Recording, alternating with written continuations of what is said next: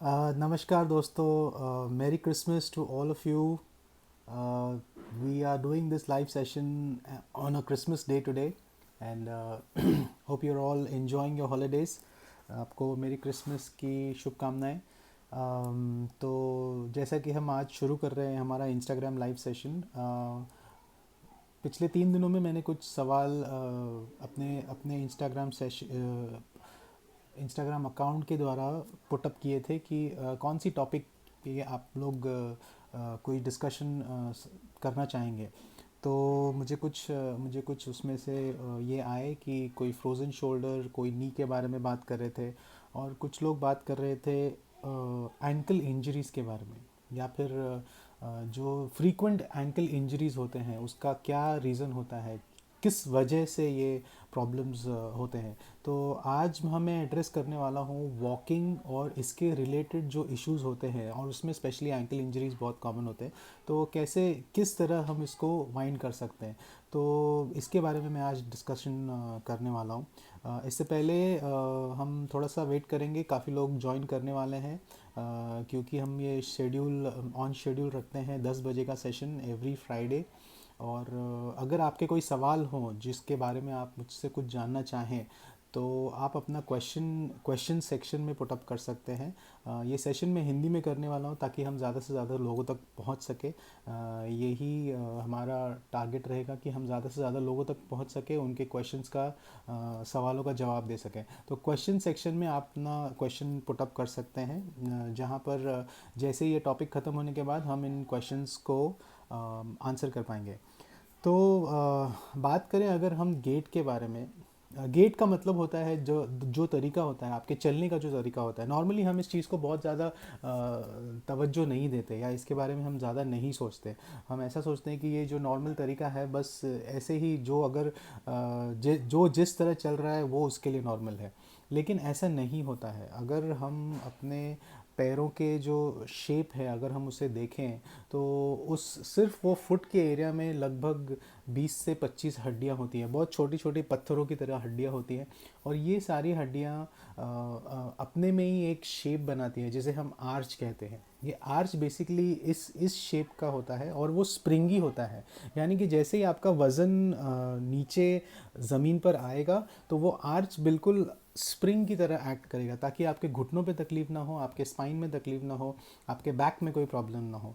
इस वजह से वो एक स्प्रिंग की तरह एक्ट करता है. अब आर्चेस सब में नॉर्मल आर्चेस नहीं होते. कुछ लोगों में नॉर्मल आर्च होते हैं, कुछ लोगों में फ्लैट आर्च होते हैं. फ्लैट आर्च यानी कि अगर आपका आर्च इस तरह है, एक एक पर्टिकुलर शेप में, इस तरह, ठीक है, तो वो पूरी तरह फ्लैट हो जाएगा. फ्लैट आर्चेस आप देखेंगे नॉर्मली बचपन से ही कुछ लोगों में फ्लैट आर्चेस होते हैं.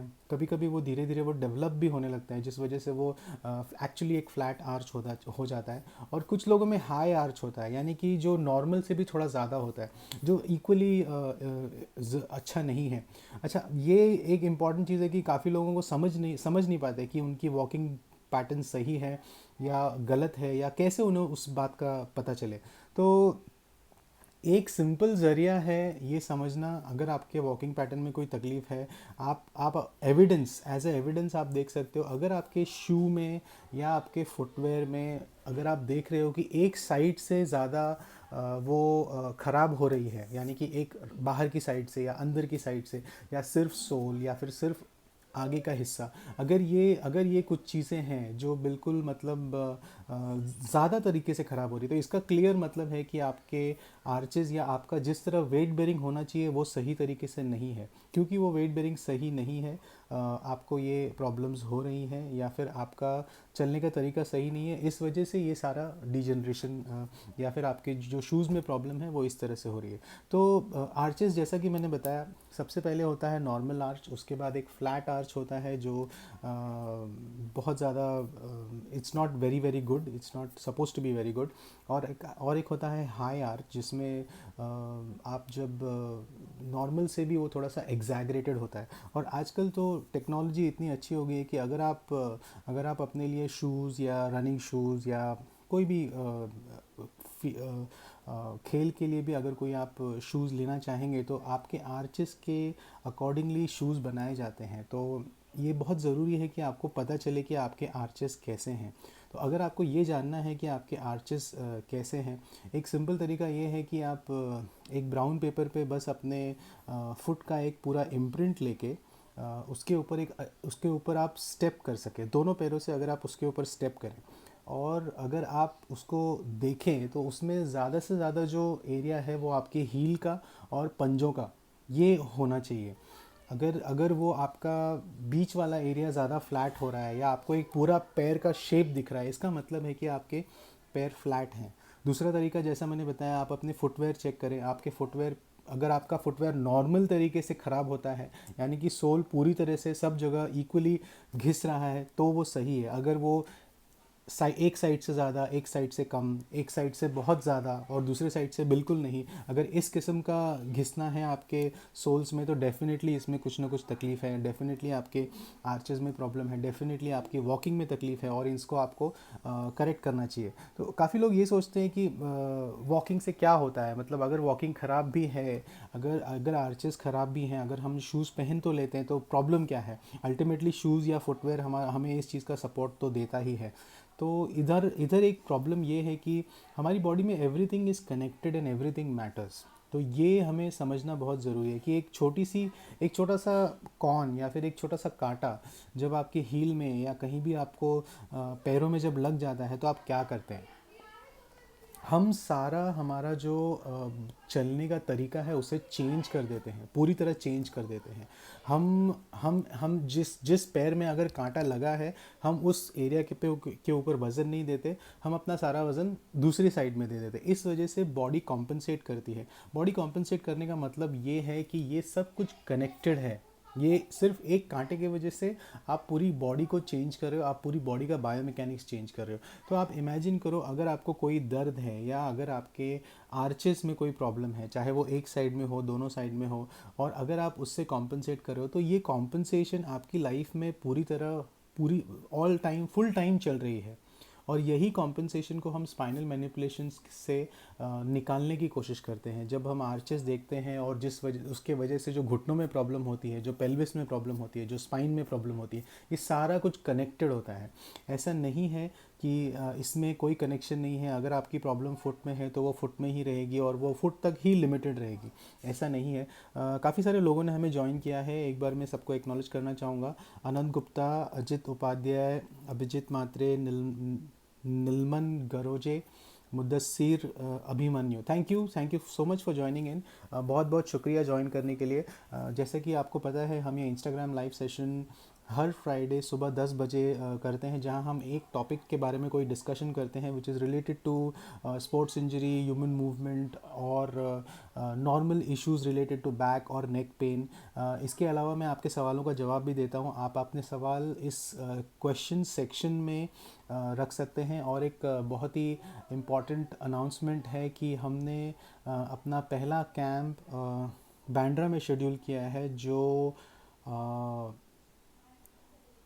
कल और परसों, यानी कि 2 दिन हम इस कैंप को कर रहे हैं बांद्रा लिंकिंग रोड में। तो अगर आपको इसके लिए, अगर स्पाइनल मैनिपुलेशन का एक कैंप है जो हम बांद्रा में 26 और 27 ऑफ दिसंबर को कर रहे हैं, और अगर आप मुझसे मिलना चाहें, अगर आप ये स्पाइनल मैनिपुलेशन करना चाहें, तो इस नंबर पर फ़ोन करिए। मैं इस नंबर को अभी पिन कर रहा हूँ ताकि आप इसे देखकर अगर आप फ़ोन करना चाहें तो फ़ोन कर सकते हैं और अपॉइंटमेंट्स ले सकते हैं। एक्चुअली हमारे ऑलरेडी काफ़ी अच्छा रिस्पांस है इस कैंप के लिए, और आई थिंक हमारे 70% अपॉइंटमेंट्स ऑलरेडी शेड्यूल हो गए हैं। But you can definitely try, if there is anything available, probably you can meet me up. Hello Yash Naresh, hello Sherry Maniktala, hello पॉलिशमी प्रेटी, थैंक यू, शुक्रिया, बहुत बहुत शुक्रिया ज्वाइन करने के लिए। And I am merry Christmas to all of you. Hope आप अपनी छुट्टी अच्छी तरह एंजॉय कर रहे हैं। और आज हम थोड़ा सा सीख रहे हैं अपने वॉकिंग के बारे में। तो सबसे इम्पॉर्टेंट चीज़ और सबसे कॉमन चीज़ जो मैंने देखी है, लोग एबनॉर्मल तरीके से वो समझ लेते हैं कि बस ये बिल्कुल सही है और इसमें कोई इशू नहीं है।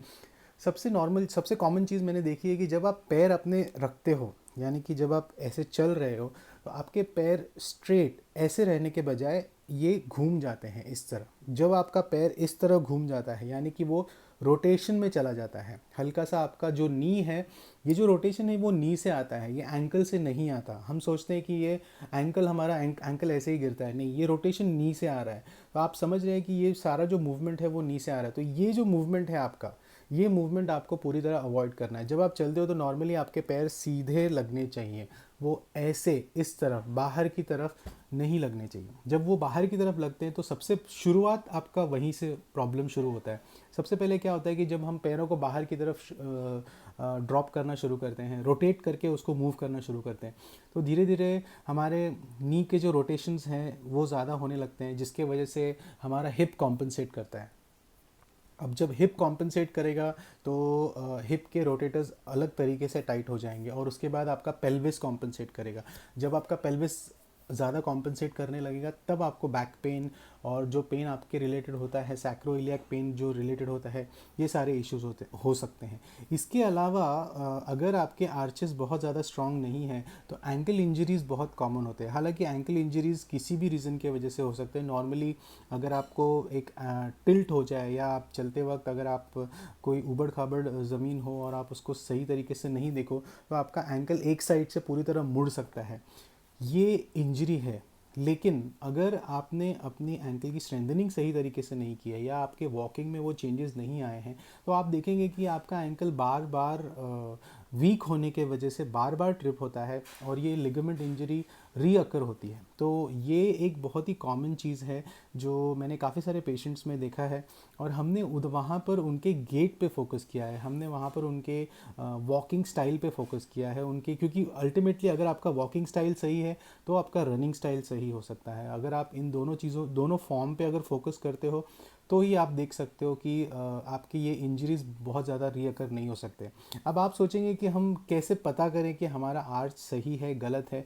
एक बहुत ही बेसिक चीज़ है कि आप बिल्कुल ही कॉन्शियस नहीं होके एक 1 मिनट का एक वीडियो ले लीजिए अपने वॉकिंग, अपने गेट का, और उसमें आप एक फोकस करिए अपने पैरों पर और उसके बाद अपनी पूरी बॉडी पर। यानी कि 1 मिनट का एक वीडियो लीजिए जिसमें 30 सेकेंड्स आप एक नॉर्मल फुल बॉडी आप पे फोकस करेंगे।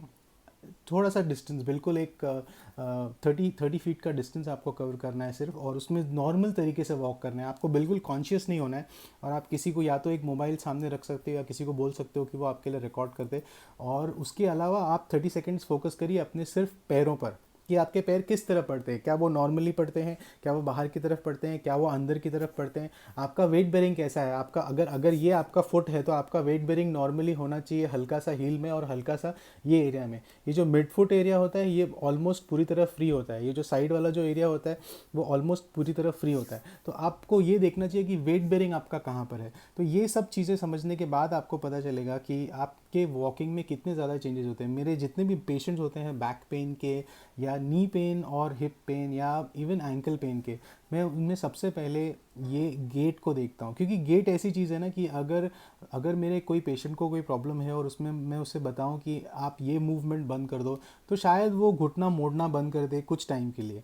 लेकिन अगर मैं उसके वॉकिंग पैटर्न को चेंज नहीं करता तो वो इंजरी को वो पूरी तरह उसी तरह हम उसे खींच रहे हैं, उसी तरह हम उसे ट्रीट कर रहे हैं, हम उसे पूरी तरह अच्छी तरह नॉर्मली ट्रीट नहीं कर रहे हैं। तो ये ज़रूरी है कि वॉकिंग में अगर कोई चेंजेस होने चाहिए तो डेफिनेटली उसको करने की ज़रूरत है, ये होना बहुत ज़रूरी है। कुछ और लोगों ने ज्वाइन किया है। हाय शर्मा, हाय लाइस भतीजा, हाय अभि वैष्णव, हाय शशिहरन, हाय चश्मिश आयना, हाय ओम, हाय रूपाली शेडगे। डेफिनेटली आप अपने सवाल यहाँ पर छोड़ सकते हैं, और जैसे ही हम ये टॉपिक ख़त्म करेंगे तो मैं आपके सवालों का जवाब दूंगा कि कौन से कंडीशंस में स्पाइनल मैनिपुलेशन काम कर सकता है, या कैसे आप कुछ स्टेप्स लेके अपने प्रॉब्लम्स को मैनेज कर सकते हो या उसे कम करने की कोशिश कर सकते हो। तो हम बात कर रहे हैं आज आर्चेस के बारे में। हमने पहले डिस्कस किया कि आर्चेस किस टाइप के होते हैं। पहले होते हैं नॉर्मल आर्च, फिर होता है फ्लैट आर्च, उसके बाद होता है हाई आर्च। हमने ये डिस्कस किया कि कैसे हम आर्चेस फाइंड आउट कर सकते हैं। यानी आप एक सिंपल मोबाइल से चेक कर सकते हो वीडियो लेकर, आप उसको अपने अपने फुटवेयर या अपने शूज़ को देख सकते हो जहाँ पे आपके फुटवेयर या शूज़ का डीजनरेशन ज़्यादा है, और फिर आपको समझ में आएगा कि कहाँ पे आपकी वेट बेरिंग सही तरीके से नहीं है, या कहीं कहाँ कहाँ पे आप गलत उसको कर रहे हो। फिर हमने डिस्कस किया कि एंकल लिगामेंट्स और जो नी या हिप के प्रॉब्लम है, ये कैसे आपके गेट से रिलेटेड होते हैं, और ये कैसे आपको आपके गेट के थ्रू आपको असर कर सकते हैं, और कैसे आप इनमें चेंजेस ला सकते हो। तो ये था बात समझने का, डायग्नोसिस का। अभी हम देखते हैं कि हम इसे प्रिवेंट कैसे करें। यानी कि बच्चों में अगर आप देखो तो फ्लैट फुट होता है, तो बच्चों में हम फ्लैट फुट कैसे प्रिवेंट कर सकते हो। तो बच्चों में तो एक्चुअली आप ट्रीटमेंट कर सकते हो इसे पूरी तरह। और अगर आप सही तरीके से वेट बेरिंग करो, हल्का सा एक मीडियल वेज अगर उनके पैरों में लगाओ, अगर फ्लैट फुट है तो आप एक मीडियल वेज लगा सकते हो जो इजीली अवेलेबल है। ये सिलिकॉन का बेस होता है, या फिर आप लेदर का भी बेस बनाया जा सकता है, जो जिसे नॉर्मली ऑर्थोटिस्ट जिसे हम कहते हैं वो इसे बनाते हैं। पीडियाट्रिक फुट वगैरह जो होता है उसमें भी ये सब चीज़ें बनती है। ये बच्चों के लिए पॉसिबल है। कुछ पेशेंट्स यानी कि जिनमें बहुत ज़्यादा फ्लैट फुट है और जिनका वज़न भी ज़्यादा है, जिस वजह से वो फ्लैट फुट और ज़्यादा बढ़ने लगता है या और ज़्यादा तकलीफ़ होती है, तो उनके पैरों में एक किस्म का पेन हमेशा रहता है। तो इसमें कभी कभी कुछ सोल्स भी बहुत अच्छी तरह काम करते हैं। तो इसमें आप एक प्रॉपर सोल जिसमें एक मीडियल वेज, यानी कि जो मीडियल लेवल पे जो सपोर्ट होना चाहिए वो भी है, अगर आप वैसा कुछ यूज़ करते हो तो वो फ़र्क पड़ेगा उस चीज़ से आपको। और ये एक सॉल्यूशन हो सकता है आपके इंसोल्स के लिए, या जो आपके पैरों में जो पेन होता है इसको क्लियर करने के लिए। इसके अलावा अगर मैं कुछ एक्सरसाइज की बात करूं कि कौन से एक्सरसाइजेज आप फुट प्रॉब्लम्स में कर सकते हैं, तो बहुत ही बेसिक एक्सरसाइज है। यानी कि अगर आपको अपने आर्चेस डेवलप करें, जो बच्चे भी कर सकते हैं और ये एडल्ट लेवल पे भी हो सकता है। सिंपल एक्सरसाइज है, जब आप चलते हो तो अगर आप हील वॉकिंग, यानी कि सिर्फ वेट आपको हील पे डालना है और बाकी का पूरा पूरा बॉडी वेट आपको हील पे ही रखना है। हील वॉकिंग, टो वॉकिंग, ये दो एक्सरसाइज अगर आप करो जिसमें आप आर्चेस इंप्रूव करने की कोशिश करते हो, इसमें होता ये है कि आप पूरे पूरे फुट पे, यानी कि पूरा का पूरा जो आपका पैर है उसके ऊपर वजन नहीं डालते हो, आप सिर्फ स्पेसिफिक पॉइंट्स को एक्टिवेट करते हो जिन पे एक्चुअली वजन आना चाहिए, जैसे कि हील और फुट और टो। ठीक है, तो हील वॉकिंग, टो वॉकिंग, ये दोनों बहुत ही अच्छे ऑप्शंस होते हैं जहाँ पर आप बस एक 15 से 20 मीटर का डिस्टेंस आप कवर कर सकते हो, और उसी को आप कॉन्स्टेंटली आप उसी को फॉलो कर सकते हो फॉर 8 to 10 राउंड्स। और उसको अगर आप अच्छी तरीके से करो तो उससे भी आपके आर्चेस अच्छे से डेवलप हो सकते हैं। इसके अलावा हल्का आपको जो एरिया फेशिया, यानी कि जो हमारा फुट है वहाँ की जो फेशिया होती है वो बहुत ही थिक होती है, और एक उसे हम प्लांटर फेशिया बोलते हैं, जो एक सिंगल एक शीट जैसी होती है जो सारा हील से लेके आपके सारे पंजों तक पूरी तरह उसको कवर करती है। तो कोई भी अगर फेशिया में अगर इन्फ्लेमेशन हो या कहीं पे भी अगर उसको तकलीफ़ हो, तो वहाँ पे चांसेस ज़्यादा हैं कि आपको उसके वजह से पेन हो। तो प्लांटर फेशिया में एक अच्छा सा मसाज, यानी कि या फिर उसको रिलैक्स करने के लिए सिर्फ एक टेनिस बॉल को अगर आप प्रेस करें, यानी कि सिटिंग पोजीशन में चेयर पर बैठे हुए अगर आप एक टेनिस बॉल को ज़मीन पर रखकर उसके ऊपर अपने पैर रखकर उसको पूरी तरह रोल करें, तो एक अच्छा मसाज हो जाता है आपके प्लांटर फेशिया के लिए। तो जिन लोगों को ये तकलीफ़ है हील पेन की या प्लांटर फेशिया की, उनमें ये मसाज इफ़ेक्ट बहुत ही इफ़ेक्टिव होता है। मैं काफ़ी सारे पेशेंट्स को अपने रेकमेंड करता हूँ कि ये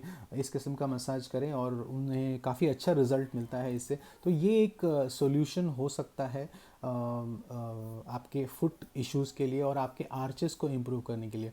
और एक इम्पॉर्टेंट चीज़ है कि ये आपके लिए जानना ज़रूरी है कि आपके आर्चेस किस टाइप के हैं।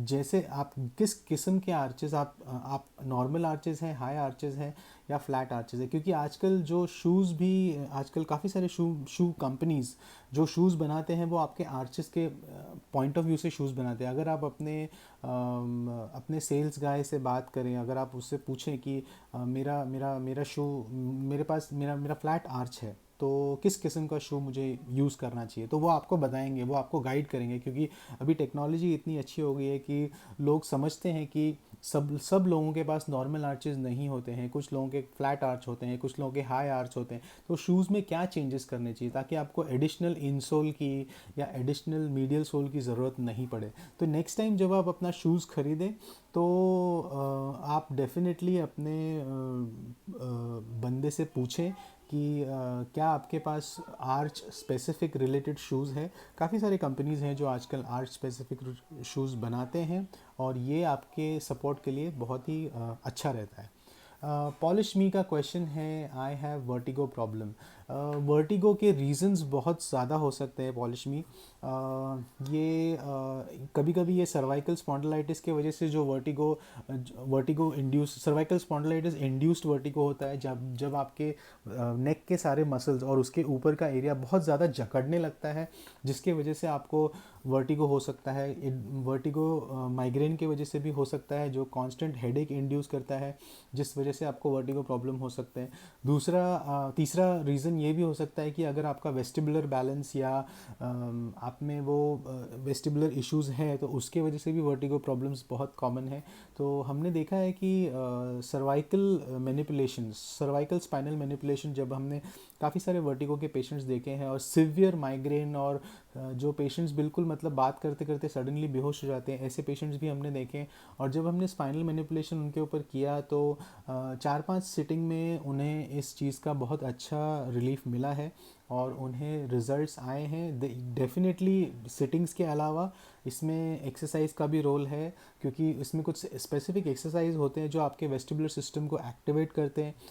कुछ एक्सरसाइज होते हैं जो आपके नेक मसल्स को रिलैक्स करते हैं, जो बहुत इंपॉर्टेंट होता है, क्योंकि आपके नेक मसल्स इतने स्टिफ हो जाते हैं कि वो बिल्कुल मतलब काम करना बंद कर देते हैं, इतने टाइट हो जाते हैं कि वो बिल्कुल लिमिटेड लेवल पे काम करते हैं। तो इन सब चीज़ों को मैनेज करने के लिए spinal manipulation along with a proper exercise session, definitely उसमें रिजल्ट्स हैं, हमने ये रिजल्ट्स देखे हैं, तो it can definitely help you.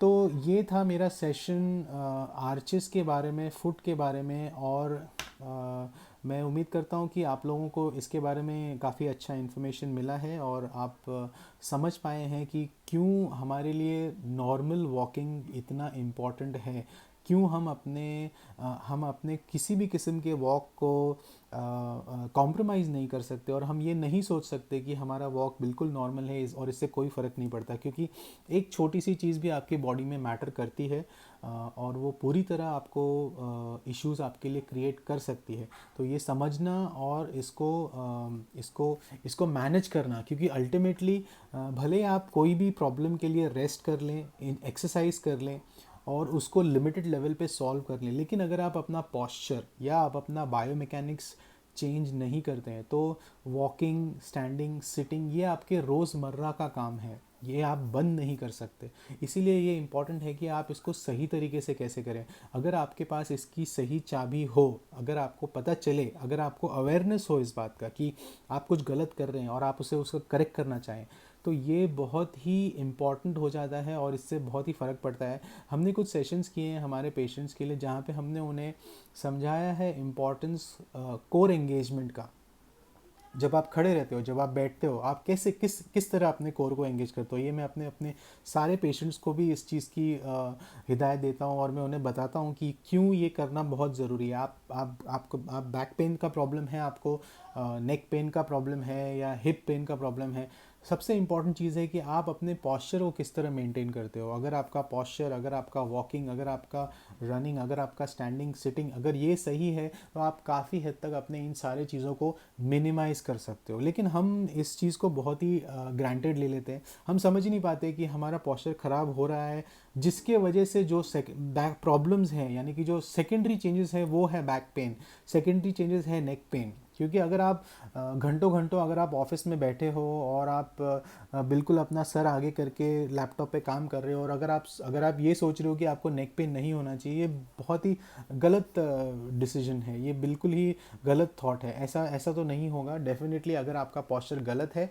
तो आपको बैक पेन होना ही है। तो ये इसमें अगर आप अपने पॉस्चर को कंट्रोल करो, रेगुलर लेवल पे ब्रेक्स लो, एटलीस्ट 40 मिनट्स या 45 मिनट्स पे अगर आप रेगुलर बेसिस पे ब्रेक लो, तो फिर आप काफ़ी हद तक अपने इस पॉस्चर को ब्रेक करते हो, आप अपनी बॉडी को रिलैक्स करते हो और आप कोशिश करते हो कि ये सारा जो आपका पॉस्चरल टोन है वो थोड़ा सा चेंज हो जाए। भले भले आप 2 मिनट के लिए उसको चेंज करो, सिर्फ आप एक वॉक कर लो, या फिर आप सिर्फ आप अपने थोड़े से नेक मूवमेंट्स कर लो या शोल्डर मूवमेंट्स कर लो। इतना करने के बाद भी आपकी बॉडी को एक ब्रेक मिलता है, जिसके बाद वो नेक्स्ट 40 या 50 मिनट्स के लिए रेडी है, वो वहाँ पर मूवमेंट करने के लिए रेडी है। तो ये तरीका है अपनी बॉडी को मैनेज करने का। आप अपनी बॉडी को ग्रांटेड नहीं ले सकते कि 6-7 घंटे तक एक ही पॉस्चर में रहो, या बिल्कुल ही ऑकवर्ड पॉस्चर में, या बहुत ही कॉम्प्रोमाइज्ड पॉस्चर में रहो, जहाँ पर आपको पता है कि आप सही तरीके से नहीं बैठे हो, but just for the fun of it आप बैठे हो, and then eventually you land up with a back pain और एनीथिंग ऑफ दैट सॉर्ट।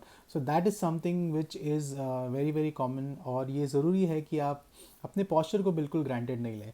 तो आई थिंक ये हमारे सवाल भी आ गए हैं आज के लिए।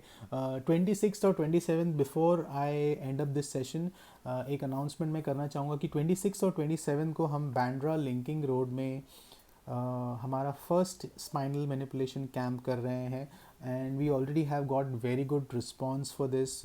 We already have very good lined up appointments, though it is a camp. हम ये कोशिश कर रहे हैं कि हम सारे लोगों को ऑन अपॉइंटमेंट बेसिस बुलाएं, ताकि हम उनको सही तरीके से टाइम दे सके, उनके प्रॉब्लम समझ सके और उनको प्रॉपर सोल्यूशन दे सके। तो इसीलिए हमने इसे अपॉइंटमेंट बेसिस पे रखा है।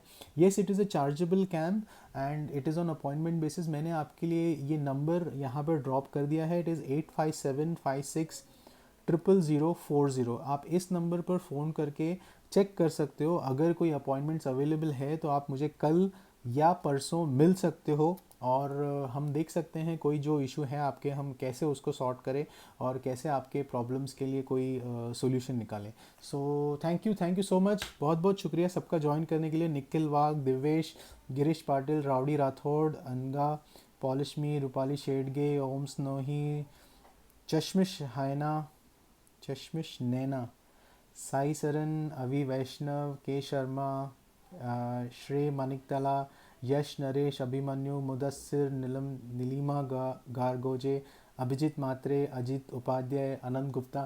Thank you once again all of you for joining in, and we'll catch up next week. अगले हफ्ते मिलेंगे इंस्टाग्राम पे 10 बजे लाइव, जहाँ पे मैं आपके लिए कोई एक टॉपिक सिलेक्ट करूँगा। अगर आप चाहते हैं कि मैं आपके लिए कोई टॉपिक डिस्कस करूँ, तो आप इसको इस कमेंट सेक्शन में उसे पुटअप कर सकते हो, या आप अपने सवाल भी इस कमेंट सेक्शन में पुटअप कर सकते हो, जिसको मैं रिप्लाई कर पाऊँगा। तो थैंक यू सो मच, और अपनी छुट्टियाँ एंजॉय करिए। मेरी Christmas and have a great weekend. Thank you.